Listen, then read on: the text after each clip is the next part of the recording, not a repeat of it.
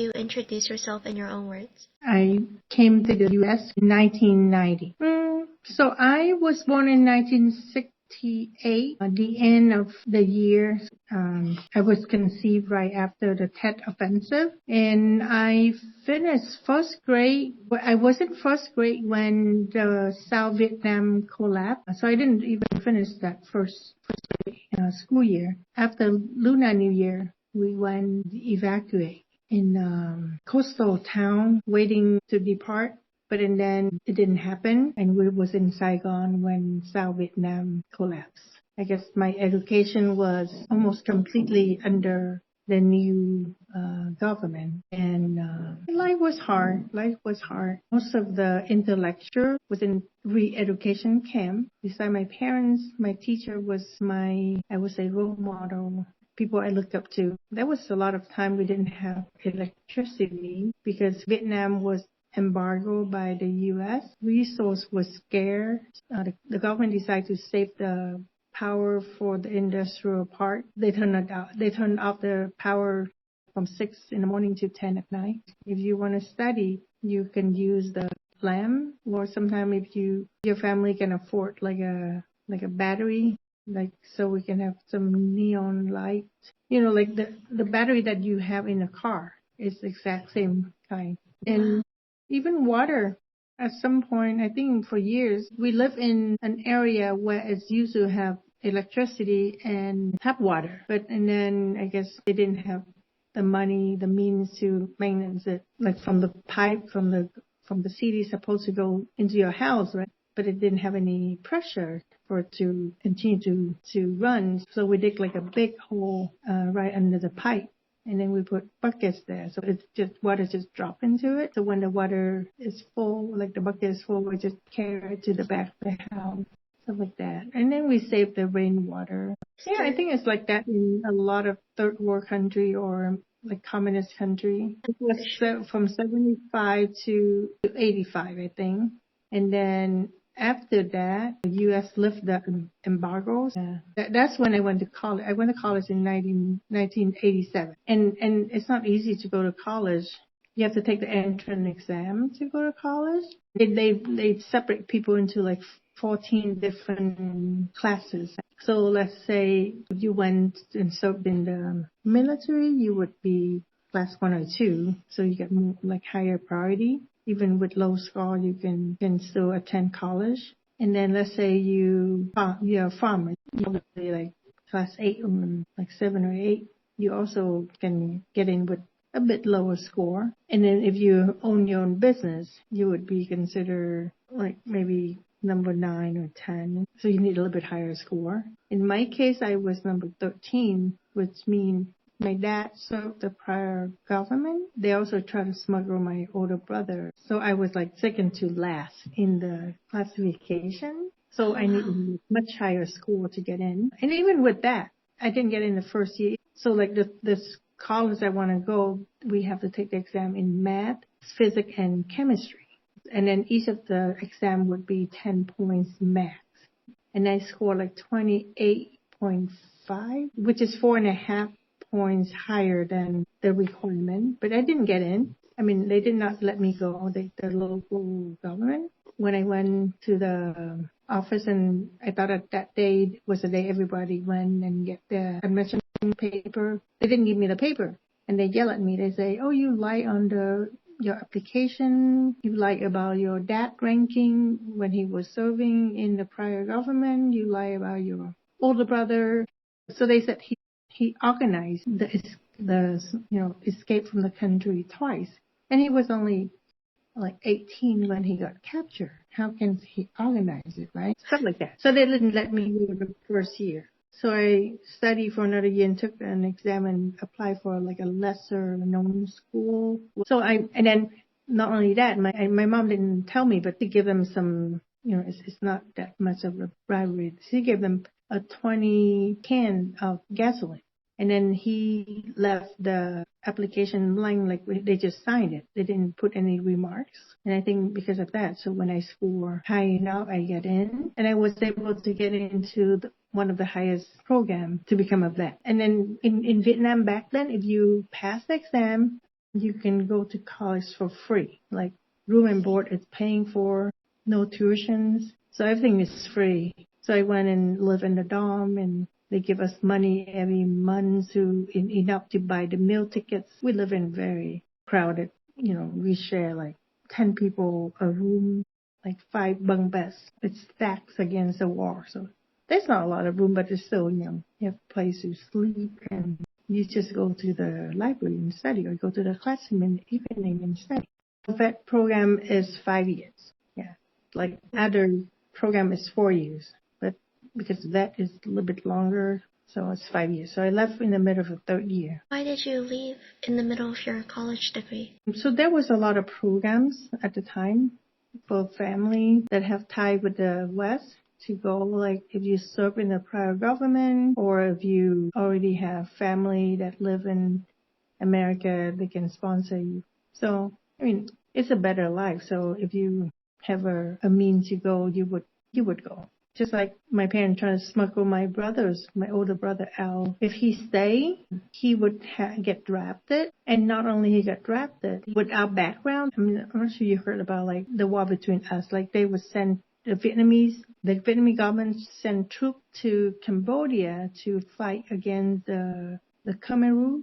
So you would be sent there, but you would not having like a weapon to fight or protect yourself. You would be sent to be like digging trenches, like do the civil work instead of the fighting part. With your background, they think that you probably turn around and shoot at your own people. They consider you the enemies of the state. The neighbor sons, they got sent to Cambodia. They never came back. People without backgrounds would try to find ways to leave.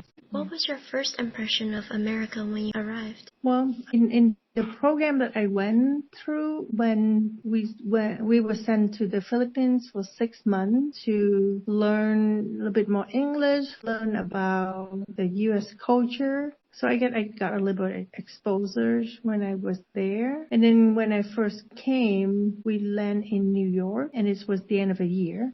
I remember it's the December 1990. So it was winter. I remember we drive in the evening. It was snowing. The entity that sponsors us rent like a 1-bedroom apartment for us, a family of 6 people. And, it's very small, but my house was like just one long row house with a loft.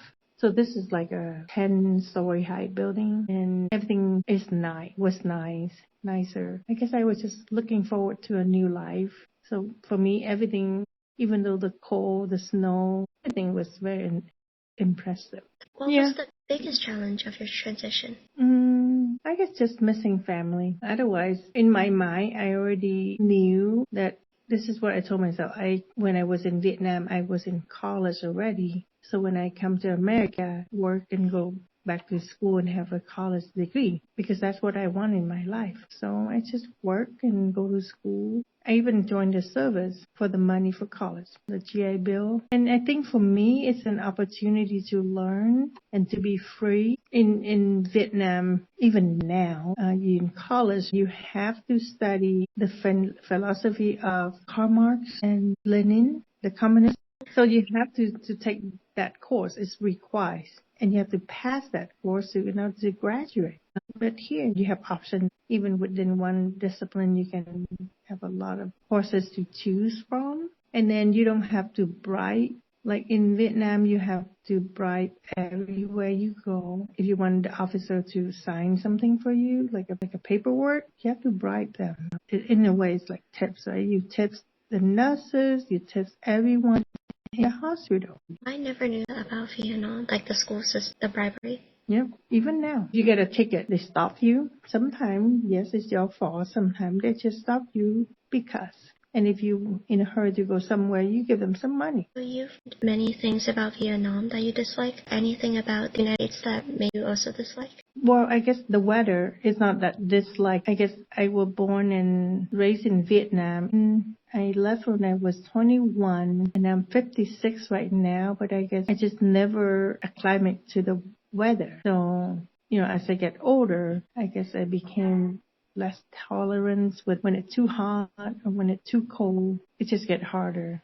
But otherwise, I love the U.S. It's big. And I love to travel, learn about a culture. I tell my family and friends all the time, but the other day I was just like after school in the heat of August, like September and August, they came after school, they went outside and they ran, they exercised, you know. I wish I can do that. That's very sweet. Yeah, I think sometimes when you are too free, you talk and you think and you act more selfishly. You don't look at the good of the whole. And I think that's create disparity. You have people who like to criticize, who like to talk badly about the other side, use the false reasonings. I mean, both sides have goods and bad. But instead of focusing on the bad, why don't we find a mutual interest, things that both sides do well, work together to resolve the conflict. And I think this is another thing I like. The presidency is only 4 years. You took the first 2 years to start getting things in place. I mean, sometimes it takes like almost the whole 4 years. And then when you start having things in place and it start working, and then you have another president, and everything have to start over again if it's a different party. So I guess that's the part where things is not working the way it's supposed to be. What differences stand out the most to you with Vietnamese and the American approaches to politics? Well, for South Vietnam, it's only 50 years, but for North and Vietnam, it's 80 years. So 80 years under the communist regime, completely different. South Vietnam before the 75, before it collapses, was a republic. So it's very similar to what you have in America. And then under the communist regime is a totally different. It's unitarian. So the government control everything. Even though they're trying to privatize these days, but they only privatize the economics part. They still control the rest. So then through election, there's only one party, and the government can seize the properties. They still could do that if they want to, because they can falsify the paper, the warrants, and just do anytime they want. They censor the news, the media, the books.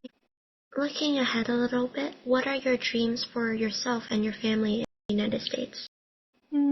Well, in immediate family, I have 3 children. My husband and my husband is 65, so he already retired. I could retire with the state retirement in 3.5 years. I already done some, but I want to spend more time writing about the places I went, the people who I meet, my families, like extended family and friends. I want to write about them. And then for my children, the oldest is prepping for med school. This is his 3rd year, so I wish him like he find his true callings. My middle one is struggling. My middle child is transgender, so she's having lots of depression. So for her, is overcome that and finding her true path. And then my youngest daughter is 18. She started ASU a couple of days ago. So for her, also find what she's passionate about and go after it. Make the best out of her college year. Well, you sound like a very supportive mother. I guess I'm lucky that I'm in education, like how to work like early childhood and how to work with children all ages, like high school age as well, and seeing all the blessing and the struggle that the students have. And I think it's helped me to have a different perspective compared to Asian parents in my situation, in my age, that migrate to America. What is one important key takeaway that you want the listeners to get from your interview today? Approach everything with all your passions and abilities, and reflect on everything you do so you can improve.